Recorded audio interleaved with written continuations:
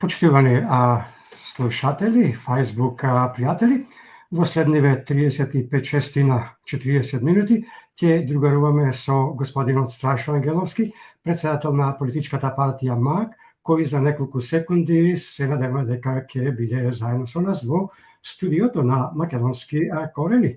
Веруваме дека се е во ред. Господин Страшо Ангеловски е тука. Така, веќе се гледаме, верувам, се ќе биде во ред, како што вели колегата Јон, ако се слушаме. Добро ви утро и добро ни дојдовте на уште една заедничка средба на Македонски корени, господине Ангеловски. Како и секогаш ни причинува задоволство и чест што сте повторно со нас и со сите оние кои во овие моменти не слушаат и не гледаат. Добро утро, се надевам дека се слушаме. Така, да, одлично. Се надевам дека еве после 17-ти, после првиот круг од изборите, почнува да попушта тој синџир кој не врзуваше и кој не ни дозволуваше да се слушаме, да разговараме, да ги пренесуваме нештата. Се надевам дека после 31-ви сосема ќе го раскинеме и ќе почнеме да живееме во слободни услови, во една демократска и слободна Македонија.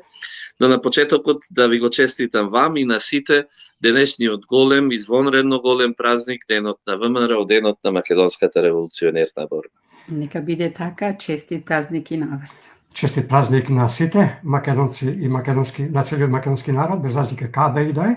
Добро ви утро и од мене, господин Ангеловски. Се надеваме дека и денес, како и во претходните ваши гостувања на Македонски корени, ќе имаме плодна дискусија и ќе го задржиме вниманието на сите оние кои што сте заедно со нас сега. Искрено се надевам дека ќе биде така, искрено се надевам дека ќе проговориме онака како што е, без да ги филуваме работите, без да се обидуваме да сокриеме нешто од македонската јавност. Останува на вас да ги поставите прашањата во интерес на сите кои не слушаат. Она што го рековте, дека полека попуштаат, јас не сум 100% сигурен, бидејќи ранетата мечка мечката е најопасна кога е ранета. Меѓутоа, ето да се молиме на Бога дека денес баш нема да не исклучат како минатиот пат. Господине Ангеловски, првиот круг од изборите е зад нас, а резултатите ни се познати. За почеток една ваша кратка оценка за првиот круг, на што се должи ваквиот одговор на гласачкото тело и зошто излезеноста не беше поголема? Најпрво мораме да знаеме дека излезноста беше таква каква што беше заради огромната разочараност на македонците овде во Македонија, меѓутоа и заради апаратчињата со фингерпринт кои оневозможија едно 50.000 албански гласа да се најдат, нели, во вкупниот резултат, затоа што не можеше да се гласа по 2 пати или по 3 пати. Тоа се нештата кои придонесоа за таквата излезност. Јас искрено се надевам дека овој бран кој ја зафати Македонија ќе ја зголеми излезноста во вториот изборен круг на 31-ви, а инаку резултатите се повеќе од јасни. Иако Зоран Заев се обидува со неговиот пазарџиски менталитет да покаже и докаже дека е нешто поинаку отколку што е, ситуацијата е јасна. Коалицијата за обнова на Македонија, предводена од ВМРО ДПМН, освои 55.000 гласа повеќе на листите за советници, на она што е конечно, на она што нема прегласување. Значи, во првиот изборен круг јасен е победникот по тој основ, јасен е победникот по основ на добиени градоначалнички места уште во првиот круг, 22 наспроти 9, јасен е победникот доколку сакате во бројот на гласови добиени за градоначалниците во првиот круг за 22-та наши и 9 на СДСМ, кои се претежно во руралните средини со 1500, 2000 или 5000 гласачи, наспроти градоначалниците на опозицијата кои ги добивме во најголемите македонски општини како што се Кисела вода, Аеродром, Прилеп, Велес, Бутел и така натаму и така натаму. Значи резултатот е повеќе од јасен и јас чинам дека и на некоја од вашите емисии порано говорев дека во Македонија на изборите кога за маецот ќе заврти на едната страна, тешко можете да го соприте и да го вратите назад. Овој пат замаецот заврти на страната на опозицијата и тој врти се посилно и така ќе заврти и на изборите на вториот круг на 31 октомври и таквата сила ќе доведе до предвремени парламентарни избори на пролет. Вие ова го кажавте на 18 минатиот месец токму на македонски корени, во право сте. Да. Како ќе ги прокоментирате изјавите на челниците на СДСМ за време на изборниот ден, па дури и по завршувањето на гласањето, дека ќе победиле во 22 општини, наспроти ВМРО ДПМН, кој ќе освоило само 6 општини, што резултатите покажаа дека е голема лага. Ако сакате со еден збор, тогаш со една реченица, тогаш гладна кокошка прососонува.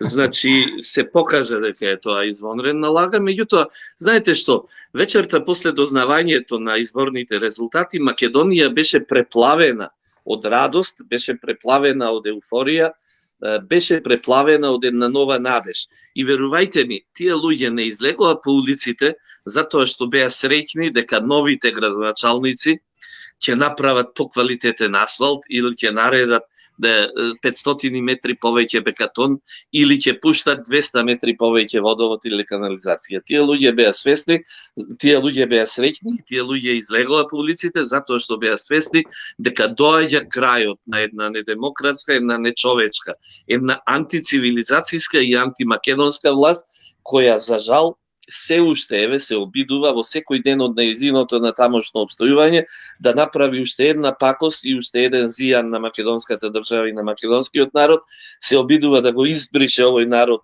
сосема до крај, да го избрише неизиното постоење. Јас искрено во мојот веќе 60 годишен живот не сум видел олкав степен на македоноомраза кај луѓе внатре кои живеат во Република Македонија и кои се представуваат како македонци. За мене е сосема нормално да има, да речеме, антимакедонско расположение кај соседите, каде што веќе половина се развива таа теза, нели, за големи држави кои би требало да се формираат токму на територијата на Македонија и во која би требало да влезе и македонскиот народ. Меѓутоа некој однатре да го институционализира тоа антимакедонско чувство и тоа антимакедонско расположение и однатре преку институциите на системот за кој е платен да го води во име на македонскиот народ и македонската држава, да работи на растурање на македонската држава и на бришење на македонскиот народ, тоа верувајте ми не е видено во светски рамки. Искрено се надевам дека ќе ги на било кој начин во деновиве што следат после вториот круг на избори, а до одржувањето на вонредните парламентарни избори, на кој и да е начин ќе ги спречиме да вршат понатамошна штета и понатамошен зијан на име на македонскиот народ и македонската држава. Господине Ангеловски, пред да продолжиме на тема локални избори, ќе сакате ли да го прокоментирате потегот на амбасадорот Гир, кој пред некој ден го предаде извештајот на Европската комисија за прогресот на Македонија. Заедно на Facebook се пофали дека извештајот го потврдил напредокот на кој посветено работеле, особено во клучните области како што се владење на правото, вклучувајќи и борбата против корупцијата и организираниот криминал. Го гледате ли напредокот на Македонија, бидејќи искрено да кажам дека ние тоа не можеме да го видиме? И пред да одговорите уште едно прашање поврзано со оваа тема, дали со овој потек всушност овие од Европската унија и бриселските бюрократи му го фрлија јажето за спасување на Заев, бидејќи гледам дека перјаниците на власта преку интервјуа со представници на власта и некои така наречени аналитичари на големо го промовираат и пробуваат да спасат власта од она што веќе никој не може да ги спаси, а тоа е пат на оваа ненародна власт. Ајде да тргнеме од назад кон напред. Точно дека му го фрлија јажето или вртомата му ја фрлија, меѓутоа со врзана јамка, за да може, нели, знаете што следува кога има на вртомата врзана јамка, бидејќи сето ова што на крајот сега се случува наликува на она што се случуваше пред референдумот во 2018-та, обид да се излаже македонскиот народ, еднаш успеа во тоа, меѓутоа втор пат нема да успеат. Оваа власт дојде, оваа власт се одржува и сака да продолжи понатаму само со лаги и со измами. Лагите и измамите веќе се минато овде во Македонија, меѓутоа кога веќе зборуваме за таа и таква меѓународна заедница, еве конкретно за Европската унија, јас морам да кажам и да знаат нашите слушатели и гледачи кои сега не следат, дека токму онаа жена, канцеларот во заминување, го испрати Заев во заминување во политичка пензија, односно Ангела Меркел, госпожа Ангела Меркел, која надвор од сите протоколи на една сериозна и голема држава во 2018-та, ти знаете, таквите држави патувањата на своите челници ги планираат година или две однапред. Таа надвор од сите протоколи дојде 2018-та пред референдумот, за да даде поддршка на референдумот, за да Заев успее да не избрише и за да го направи тоа што го направи. Таа истата Ангела Меркел при нејзината проштална посета на Западен Балкан, како што милуваат да не наречат, нели го избегна Скопје и Република Македонија и го повика Заев да дојде во Тирана, каде што и таа всушност беше гостинка. Меѓутоа, таму му покажа каде му е местото, освен едно поздравување, ништо повеќе, го тргна настрана и му кажа дека заминува во историјата. Тоа ќе рече дека бидете повеќе од сигурни дека иднината на Заев е запечатена, само јас искрено не знам каде ќе биде неговата нова адреса на живење, дали онаму каде што му следува или некаде каде што ќе успее да замине од овде од Македонија. Господине Ангеловски, во вториот круг ВМРО ДПМН влегува со предност во неколку општини, а во дел разликата со СДСМ е многу мала. Најинтересни ќе бидат изборите за градоначалници на град Скопје, Центар, Тетово, Кичево и Струга. Како што знаеме, ВМРО ДПМН има свој кандидат во Кичево, а ги поддржува кандидатите за Центар, професорката Наташа Котлар, и за град Скопје, господја Даниела Арсовска. Знаеме дека нема кандидати за Струга и Тетово, а за Тетово нема ни кандидат од страна на коалицијата Алијанса и Алтернатива. Таму битката ќе ја бијат двата коалициони партнери на СДСМ, БЕСА и ДУИ. Господине Ангеловски, што очекувате за град Скопје? Дали Арсовска ќе успее да ја задржи предноста од 7915 гласови или пак ќе ја зголеми предноста? Ако се земат во предвид поддржувачите на Левица, која бројка изнесуваше преку 20.000, тука се и поддржувачите на независната Ана Петровска, кој број беше близу до 10.000, но да не ги заборавиме и поддржувачите на ЛДП и ДОМ. Можно ли е овие од власта со разни притисоци и користење на недемократски алатки да направи пресврат и Шилегов да го задржи градоначалничкото место? Најпрво ќе сакам да ве исправам. Да. Коалицијата за обнова на Македонија ги има сите овие кандидати и сето ова не е на ВМРО ДПМН, туку е на коалицијата за обнова на Македонија. И самата рековте дека, на пример, господјата Котлар е од друга политичка партија, не од ВМРО ДПМН, значи од заедничката коалиција во која се наоѓаме сите ние и за која придонесуваме сите ние да дојдеме до победа. Што се однесува до резултатите во градот Скопје, јас сум повеќе од убеден, без разлика на она што СДСМ го работи, дека господјата Даниела Арсовска, како исклучително квалитетен кадар, ќе стане градоначалник на Скопје, меѓутоа еве и преку вашава програма ќе апелирам да престане со инсистирање на својата тотална независност и едноставно да прифати дека е независен кандидат, меѓутоа исклучително поддржан од партиите од коалицијата за обнова на Македонија. Со тоа чинам дека ќе добие уште повеќе гласови и многу брзо ќе запечати победата. Што се однесува до поддршката од Левица, ЛДП и независните кандидати и така натаму, тоа се во суштина партии или движења независни кои немаат инфраструктура и едноставно не можат да ги насочат гласовите. Тие најмногу што можат да сторат е да излезат во јавност и да повикаат да се гласа за ово или за оно, и меѓутоа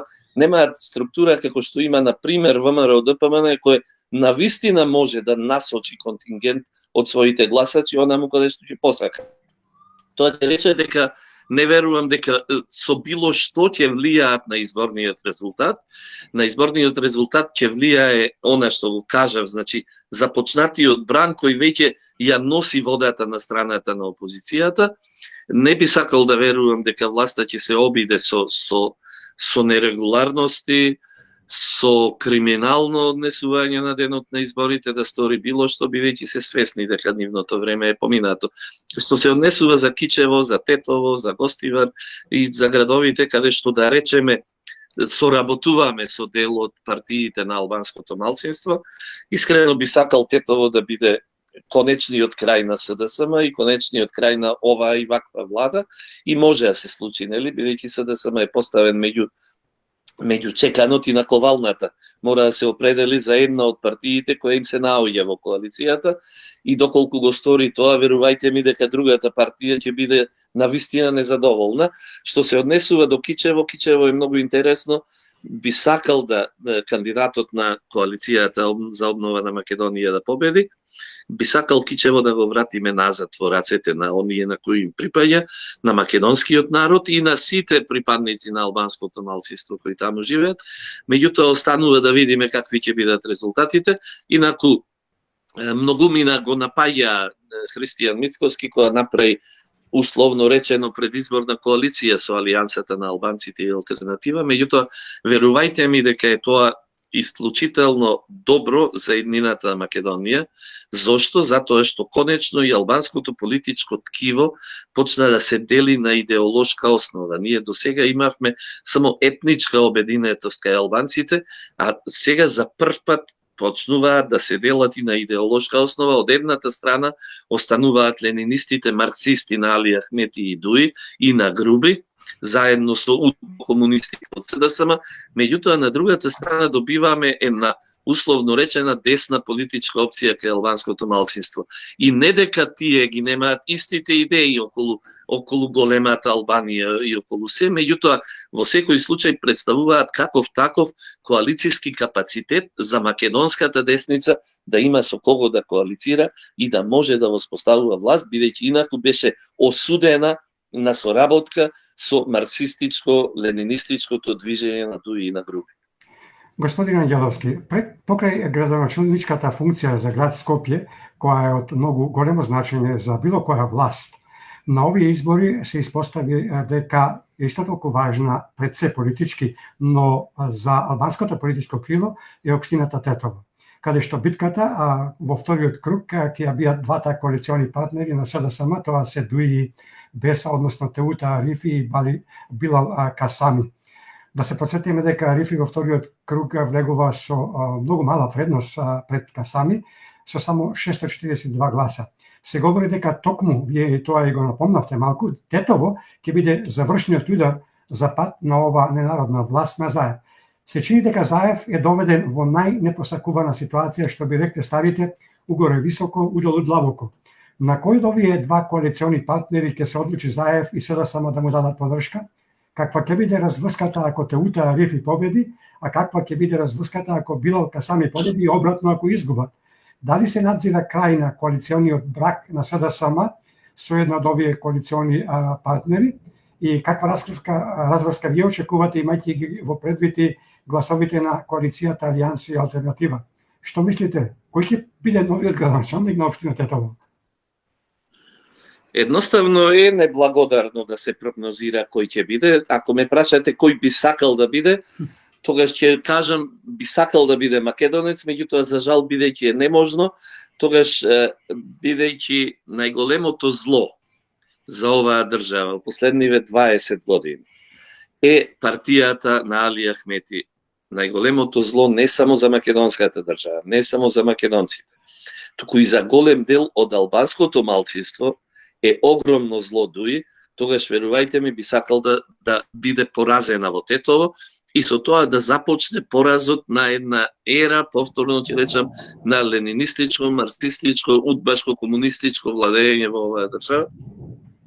Чинам дека македонците во Тетово ќе се определат за Билал Касами. Чинам дека без разлика на нивната партиска припадност ќе се определат за него, затоа што се се едноставно разочарани од периодот на владење на Теута Арифи. Вие знаете, Тетово стана најнечистиот град, Тетово стана градот со најмногу раскопани улици, со најмногу раскопани тротоари. Тетово едноставно не функционира. И доколку сега македонците таму, немајќи можност да влијаат на големата политика, односно да влијаат на победата на ВМРО, ДПМН или на СДСМ, едноставно би требало да се определат за кандидатот за кој веруваат дека подобро ќе им ги решава локалните проблеми.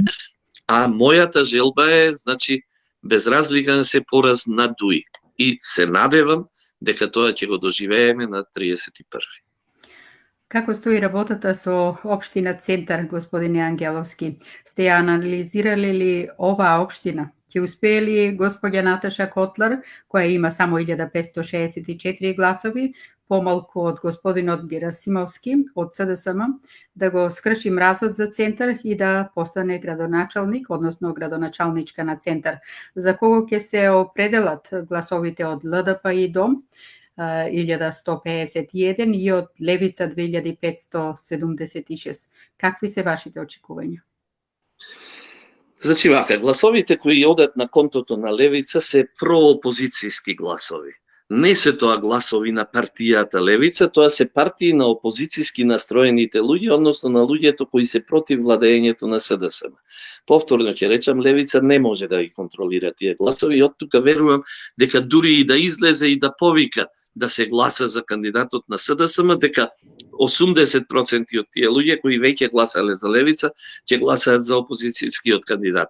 Меѓутоа, меѓу другото, јас минатата недела или пред 10 дена имав една колумна во која пишувам дека вистинските социјалдемократи сега треба да го бойкотираат СДСМ, односно да го бойкотираат Заев, затоа што тој им ја киднапира партијата и со таа и таква киднапирана партија која користеше како алатка, го смени името на оваа држава, го избриша македонскиот тој сите зла кои можеше да ги стори на македонската држава.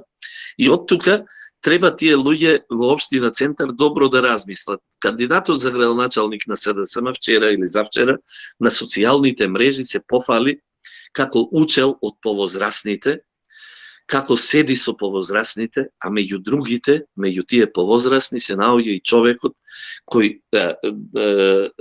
најблагоречено е ментално болен, тоа е новинарот Бранко Тричковски.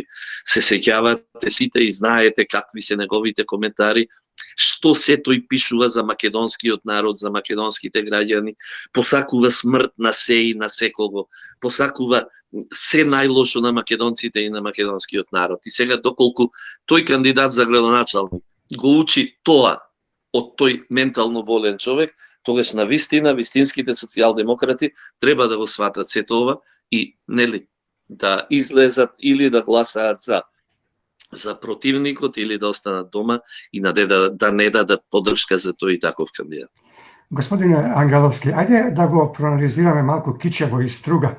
Какви се вашите очекувања за овие два града, особено после изјавата на Заев дека се изгореле со тоа што пред 4 години го поддржале градоначалникот Мерко од редовите на Дуи, но интересната изјава на внукот на Ахмети, Фатмир Лимани, кој вели дека посакува неговите гласови што ги доби во Кичево, кој настапи како независен кандидат во првиот круг, каде што како трет кандидат освои мисличи некаде околу 4500 гласови, да се прелијат кон ВМРО ДПМН. Дали ова е шок за Дуи или пак укажува на нешто друго?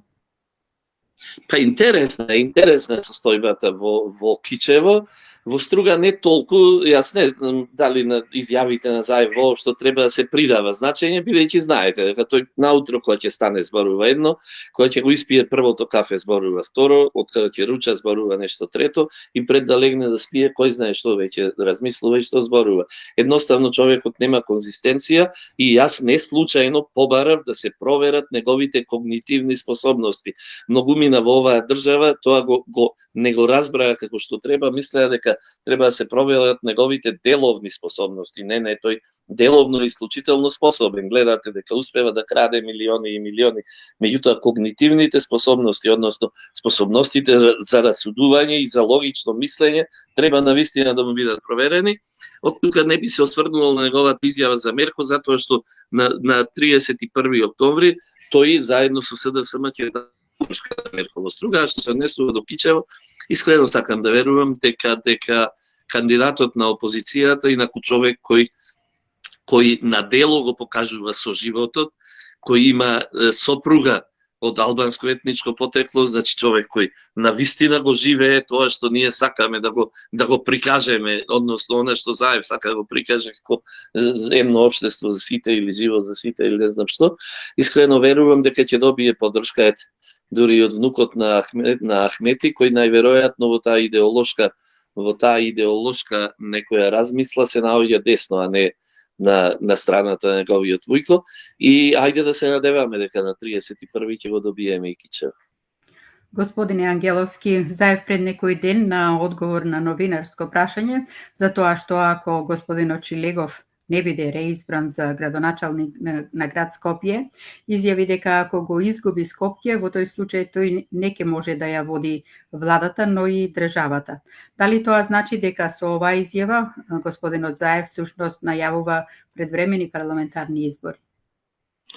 Значи, не знам дали некој се уште верува во тоа што го зборува тој човек.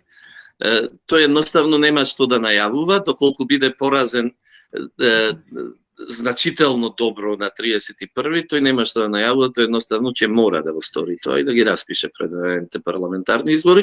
Инаку неговата битка за Шилегов и неговата битка за градот Скопје не е за тоа што тој нели вели дека националистите ќе се вратат во Скопје и не знам што.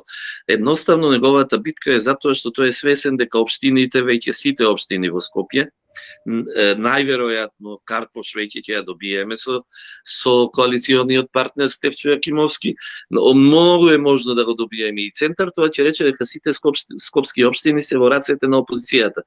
Тој едноставно води битка како да добие градоначалник на Скопје само и само за да подметнува клипови во работата на општините, за да не може општините да дадат резултати какви што граѓаните очекуваат. Ами луѓето морат да бидат свесни за тоа. Заев не размислува за доброто на оваа држава. Заев размислува само како да направи уште еден зијан, како да направи уште една штета, како да направи уште еден пакос на градот и на државата. Неговата битка за Шилегов е само како да успее да го кочи развојот на Скопје, за да после 4 години незадоволните скопјани му се вратат нему, на СДСМ и на неговата партија. Очигледно е дека бродот на Заев тоне со голема брзина.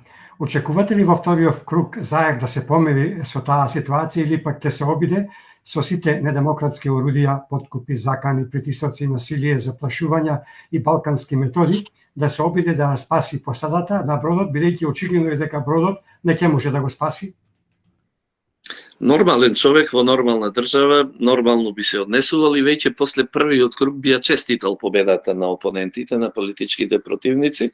Меѓутоа овде станува збор за човек кој не е тоа и од тука искрено мислам дека ќе стори се што недемократските начини на однесување му го дозволуваат. Значи не зборувам да стори се што му го дозволува демократијата, туку ќе стори се што недемократските начини на однесување му го дозволуваат, за да го ублажи поразот, затоа што малку поблагиот пораз би значел може би месец, 2, 3 или 5 пролонгирање на неговото останување на власт и во партијата и во државата. Меѓутоа, за жал, тоа би значело месец, 2, 3 или 5 продолжување на агонијата на македонскиот народ и македонската држава, затоа што тој човек веќе стори доволно зла. Јас пишував за првото зло е она што го направи, за кое веќе сите знаеме, тоа е менувањето на името и бришењето на македонскиот идентитет. Второто зло е исклучување на Република Македонија од современите европски текови, односно поништување на договорите за гасоводот и брзата пруга. Вие гледате дека светот се наоѓа пред најголемата енергетска криза во својата историја. Вие знаете дека токму тој гасовод кој требаше да поминува низ Македонија, веќе ги пропушти првите метри кубни плин во Белград и во Будимпешта, а Зоран Заев направи злосторство кон сопствената држава, бришејќи ја Македонија од тој пат и оневозможувајќи го на тамошниот развој со една стабилна енергетска состојба. Тој сака да продолжи со злосторствата и понатаму, тоа би бил договорот со Бугарија и тоа е договорот со непризнаената држава Косово на која и овозможува на непризнаената косовска армија да може да се стационира и да се движи по територијата на Република Македонија во ситуација кога следиме немири на северот на Косово, кога не дај Боже е можно да дојде таму до воени конфликти, Зоран Заев би овозможил на таа и таква косовска армија да може да се одмара на територијата на Република Македонија и да се враќа во војна. Тој со тоа ја погази резолуцијата 1244 на Обединетите нации, со што исто како 99-та, кога нели го признавме Тајван, со една авантуристичка политика доведовме до она што се случи 2001-та, односно до косовската агресија врз Македонија. Единствен гарант за малите држави е меѓународното право, меѓународниот поредок и Организацијата на Обединетите нации. Кога вие како премиер на една држава работите против Обединетите нации, против нејзините повелби, не дај Боже, може се нешто да се случи, онака исто што се случи. Значи, тој повторно подготвува уште две големи зла за Република Македонија и ние на вистина сме повеќе од обврзани да го спречиме сето тоа, односно час поскоро да го поразиме на 31, а потоа ако треба деноноќно да протестираме пред владата додека тој не поднесе оставка и не ги распише предвремените избори. Господине Ангеловски, ЛДП и ДОМ на овие избори настапија со слоганот одлучно за промени, а се дел од власта. Пред некој ден и двајцата лидери изјавија дека остануваат во владината коалиција, но од друга страна не го повикаат членството да гласа за градоначалници на СДСМ. Можно ли е тие да бидат први во напуштањето на СДСМ или пак тоа е еден вид на притисок кон Заев, во случај ако неговата влада сепак остане до крај на мандатот, се разбира со помош на бирократски методи. Какво е вашето размислување околу ова? Знаете што, јас размислувам малку поинаку, јас сум можеби единствената десна политичка партија во Република Македонија, која е подесно од десните политички партии, односно и од ВМРО ДПМН. И сега, основниот, главниот виновник за постоењето на вакви партии кои се прелетувачи одавде онде е ВМРО ДПМН. ВМРО ДПМН ги негуваше, вие сетете се, ајде, на ДОМ и на Лиле Поповска, па таа беше еден од главниот сегмент на коалицијата. Павле Трајанов беше еден од главниот сегмент и потоа обете, кога дојде денот да се задржи владата на Груевски, го свртија грбот и удрија нож во грб на токму на коалицијата. Сега во овој момент, јас на последниот лидерски состанок која бев на коалицијата за обнова на Македонија и кога се осврнав наоколу, ја бев единствениот председател на десна политичка партија во таа коалиција. Тоа ќе рече дека не можете никогаш да имате доверба во незадоволен левичар. Незадоволниот левичар никогаш не може да биде автентичен десничар и никогаш не може да ја поддржува вашата опција онака како што треба. Нивното мото одлучно за промени не значеше промени на централната власт, туку обид тие да извршат некакви промени со свое учество во локалните општини, во локалната самоуправа, во општините. И од тука јас навистина не сакам да им верувам на таквите луѓе и не сакам да верувам на таквите политички партии, но повторно, уште еднаш веќе повторам, сум уплашен од проектот Левица, да речеме. Постои можност Левица да докаже дека е проопозицијска и дека не е формирана од Зоран Заев, со тоа што ќе застане на страната на опозицијата и секаде онаму каде што во советите има своји советници, ќе соработува со опозиционата коалиција за да се формираат советите. Меѓутоа, доколку не го стори тоа, тогаш Левица ќе докаже дека е проект на Зоран Заев, истото тоа ќе го сторат ЛДП и останатите, но тоа е за формирањето на советите. А што се однесува до изборите на 31 октомври, ќе повторам, ниту ЛДП, ниту Левица, ниту останатите имаат партиска инфраструктура и тие едноставно не можат да влијаат онолку колку што некој се надева на резултатите од 31. Следно моје прашање, вие малку го начнавте, а сепак ќе го поставам. Кои се вашите очекувања околу левица? Како ќе се постави во вториот круг, имајќи ги во предвид резултатите кои ги постигнаа во првиот круг, но пред се дебаклот кој го доживеа СДСМ и нивната коалиција? Им пропадна ли првичната скриена игра? Дали левица сега е пред испит на јавноста?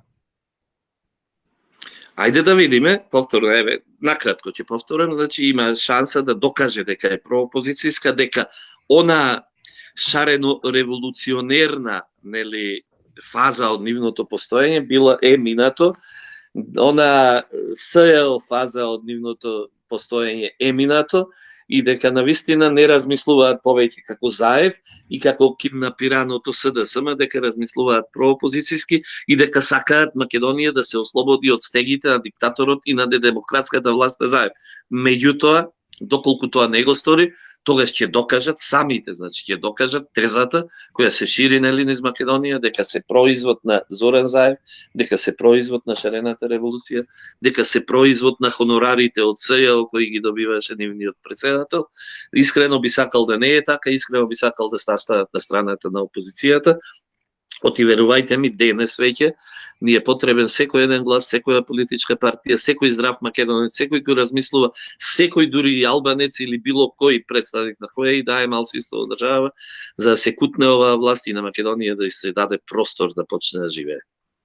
Следниве прашања се еден вид на блиц прашања и ќе ве замолиме во интерес на времето да бидете што пократки, односно одговорите да не бидат подолги од минута и пол по прашање. Господине Ангеловски, како ќе го прокоментирате последниот статус на професорката Најчевска, во кој вели премиерот Заев и министерот Оливер Спасовски да си поднесат оставка, а градоначалниците на град Скопје да се откажат од градоначалнички позиции, ама не сега, туку после 2 години? Па бидејќи сакате кратко, еве ќе ви кажам, не коментирам статуси на такви луѓе. Може пократко. Пократко од ова не можеше. Се сеќаваме дека Најчевска едно време побара да ни се одземјат и државјанствата. Покрај сите затоа нема простор за коментар. Можам да коментирам, јас затоа се обидувам и изјавите на Заев да не ги коментирам. Можам да коментирам изјави на сериозни луѓе, на луѓе со конзистентни ставови, меѓутоа на шарлатани и на луѓе кои немаат свој став, едноставно не сакам да коментирам. Покрај сите предавства што ги направи премиерот Заев и неговата влада и покрај сите лаги и неостварени ветувања, се уште има еден дел од гласачкото тело кои слепо му веруваат. Зошто е тоа така и што треба да се случи за да таквите видат дека човеков е донесен за да уништи Македонија и македонскиот народ? Па еве, за среќа гледате, резултатите покажуваат дека двојно се намалува бројот на тие кои веќе му веруваат. Ако имаше на последните парламентарни избори 460 или не знам колку илјади гласа, денес има 230.000, меѓутоа и тие 230.000 се премногу, освен повторно ќе речам, тоа се гласовите на антимакедонците, на луѓе кои живеат во Македонија, меѓутоа имаат омраза кон се што е македонско, а тоа многу пати сум го пишувал и сум го зборувал, тоа се припадниците на црвената буржуазија инсталирани во поранешна Југославија, тоа се членовите на семејствата на поранешните функционери на поранешна Југославија и JNA, тоа се припадниците на УДБА и на КОС, односно нивните деца и нивните внуци кои уживале привилегии во тоа време, и на тие и таквите Зоран Заев, човекот кој нели ќе ја води Македонија кон европска иднина, им се обраќа со другари и другарки. Тој и чинам во Казахстан единствено уште се обраќаат со другари и другарки, затоа што тоа е знак на култура, а не е знак на политичко обраќање. Господине Ангеловски, кои чекори сега во вториот круг ВМРО, ДПМН и коалиционите партнери треба да го направат за да го разубедат тој дел од гласачкото тело да размислува потрезвено? Па, ние имавме, ви кажав, имавме завчера, пред неколку дена имавме средба на председателите на партиите од коалицијата, договаравме стратегии на однесување, меѓутоа основно е, она што го говорам цело време, значи, сериозните, вистинските социјалдемократи, луѓето кои чувствуваат дека партијата им е украдена и киднапирана од еден прематар, од еден трговец, од еден пазарџија, да сватат дека А доколку сакаат да ја сочуваат партијата, доколку сакаат да го имаат СДСМ како партија, дека мора сега да се откажат од гласањето за кандидатите на СДСМ, да бойкотираат или дури да гласаат за опозицијата, затоа што она што им го најави Апасиев може навистина да им се случи, а тоа е пасокизација на СДСМ, односно партијата и да им ја снема и утре задутре да немаат каде својата социјалдемократија да ја практикуваат. Ако на 31. октомври резултатите покажат дека ВМРО ДПМН ќе освои најмалку уште 20 градоначалници, можно ли е пресврат во власта поточно 8 пратеници од коалицијата на СДСМ да се прешалтеат кон ВМРО ДПМН и коалицијата за обнова? Знаете, се е можно, знаејќи ги, нели, повторно ќе речам, тие и такви, ајде да бидам благ, маџиски лопати во македонската политика, значи можно е да се превртат на другата страна, меѓутоа сепак не би верувал во тоа, едноставно верувам во нешто друго, верувам во разврската околу формирање на ново парламентарно мнозинство на 31. октомври во Тетово. Тоест, со изборите во Тетово ќе се покаже дали оваа влада ќе падне веднаш после 31. октомври или ќе мора да чекаме некаде до пролет. Господине Ангеловски, како ќе го искоментирате односот на министерот за надворешни работи господинот Бујар Османи, кој пред некој ден на пресконференција го заплашуваше гласачкото тело околу коалицирањето на ВМРО ДПМН со Алијанса и Алтернатива, поточно околу нивната соработка за Кичево, Врапчиште и Арачиново? Повторно, не би сакал да коментирам изјави на човек кој е изгубен во времето и во просторот, меѓутоа кој е исклучително антимакедонски, а е институционализиран највисоко можно на скалата во Република Македонија, на човек кој побара со политички притисок врз комисијата за разговори околу историјата со Бугарија, нели, заради што и професорот Ванчо Ѓорѓиев си поднесе оставка, кој директно учествуваше во бришење и во промена на учебникот за историја за 7 одделение. Не сакам да коментирам такви луѓе, затоа што тоа е злото, антимакедонското зло во Македонија. На прашање на новинарот Фуркан да даде краток коментар за тоа кој е ВМРО ДПМН е полошо, она на Груевски или она на Мицковски, затоа што вие бевте му викат министер во владата на Груевски Османи, наместо да одговори, возврати со контра прашање. Цитирам: "И што сакаш да кажеш со тоа дека сум бил?" Каков одговор вие би дале на Османи да бевте на местото на Фуркан? Знаете што, ајде еве да му кажеме нешто, значи нека се запраша подобро дали е ВМРО ДПМН подобро или полошо во времето на Груевски или на Мицковски, нека се запраша дали Дуј е подобро во времето на Груби или во времето на Али Ахмети.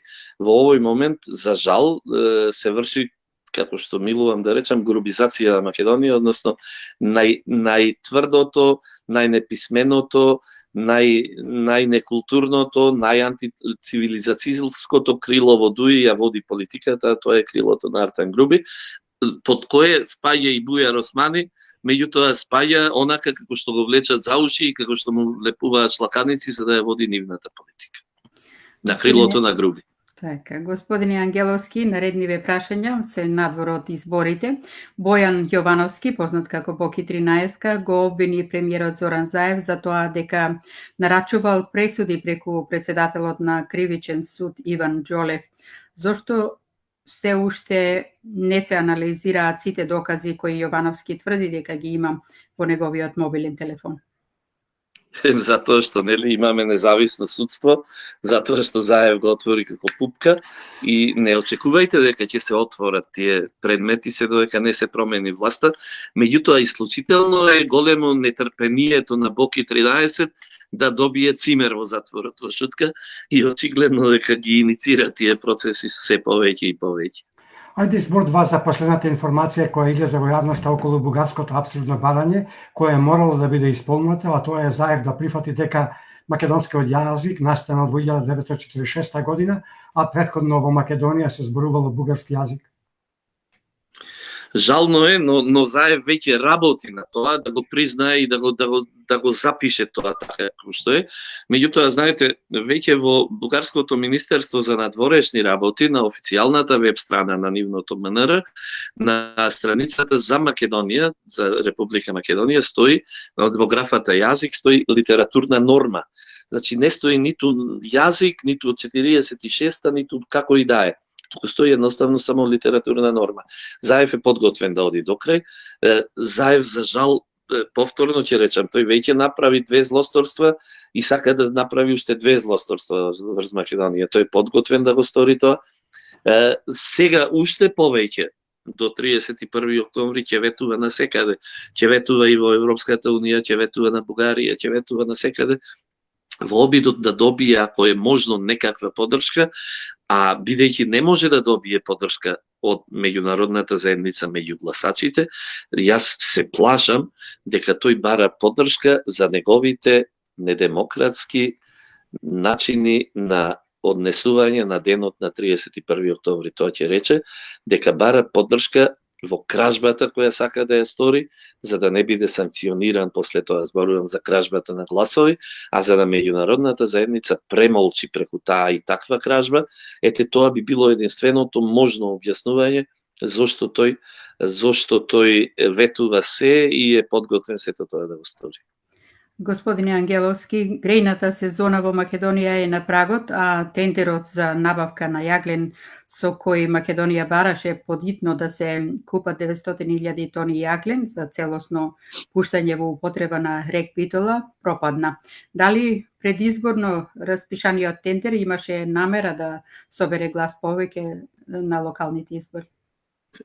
Знаете што, веќе не е ниту битно дали имаше или не. Битно е дека Македонија се соочува со можеби најголемата енергетска криза после нели времињата од бивша Југославија кога имавме рестрикции, кога се исклучуваат цели населби, цели градови, цели региони, за да може некако да енергетски да преживее државата.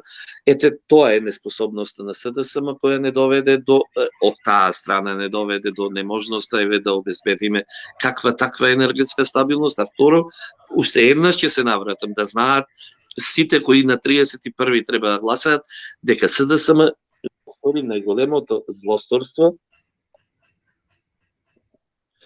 дека СДСМ го стори, јас се извинувам, нешто прекина, најголемото злосторство со тоа што го поништи договорот за гасоводот низ кој низ Македонија ќе влегуваше газ, со кој најпрво Македонија ќе беше обезбедена и ќе имаше енергетска стабилност, а потоа ќе добиваше стотици милиони евра од транзитот на газ низ територијата на Република Македонија. За време на предизборната кампања во првиот круг, премиерот Заев и Ахмети повторно го актуализира прашањето за избор на претседател и премиер да биде албанец. Очигледно дека тоа не им донесе резултати, но потикна и на друго прашање, а тоа е промена на уставот. Дали македонскиот народ треба да го има ова на ум кога ќе застане зад параванот за гласање, каде што е неприкосновен, за да не им се случи друг 27 април кога без процедури спротивно на деловникот на работа, без записник и без точен број на гласови се изгласа председателот на собранието Талат Џафери? Малку тешко ве слушав, не знам зошто гласот е многу послаб отколку пред тоа, меѓутоа во принцип го разбрав прашањето. Заев е подготвен, значи, на секаква отстапка кон малцинските партии, само и само да ја зачува власта. Тој јас пишува во еден мој текст за македонскиот табернакул. Знаете, табернакул бил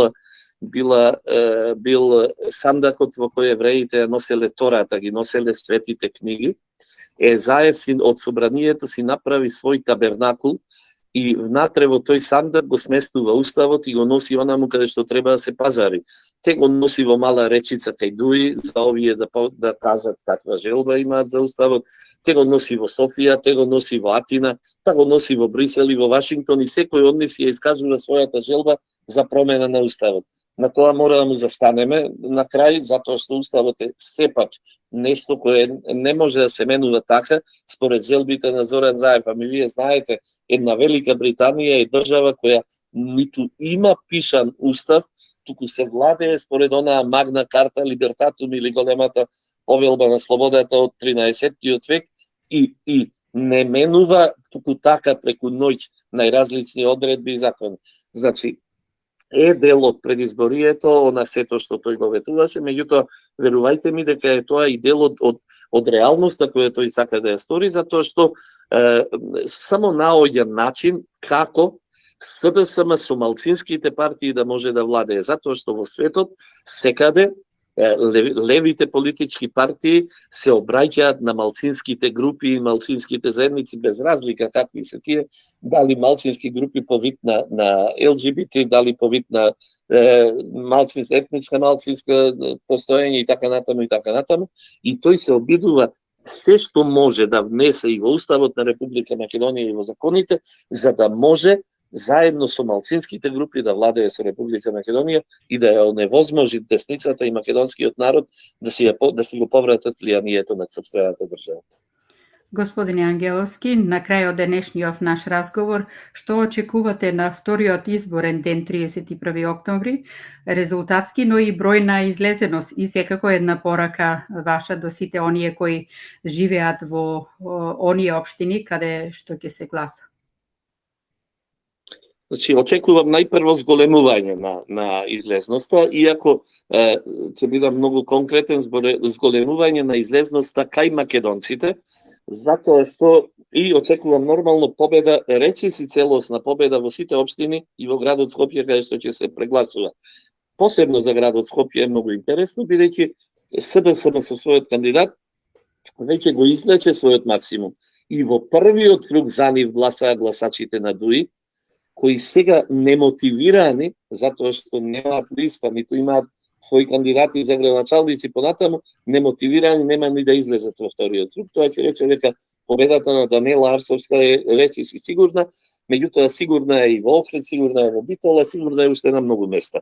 Ова, на крајот нека биде ова мојот повик до граѓаните на Република Македонија, нека излезат масовно и нека ја потврдат таа победа, затоа што таквата потврдена победа час поскоро ќе предизвика паѓање на оваа влада, час поскоро ќе предизвика вонредни парламентарни избори и час поскоро ќе предизвика влада која ќе работи во интересите на македонската држава, македонскиот народ и сите граѓани кои живеат во Република Македонија. Дај Боже да биде така. Ви благодариме за учеството во Македонски корени. Имајте си убав остаток од викендов. Пријатно до слушање и секако до видување. Благодарам.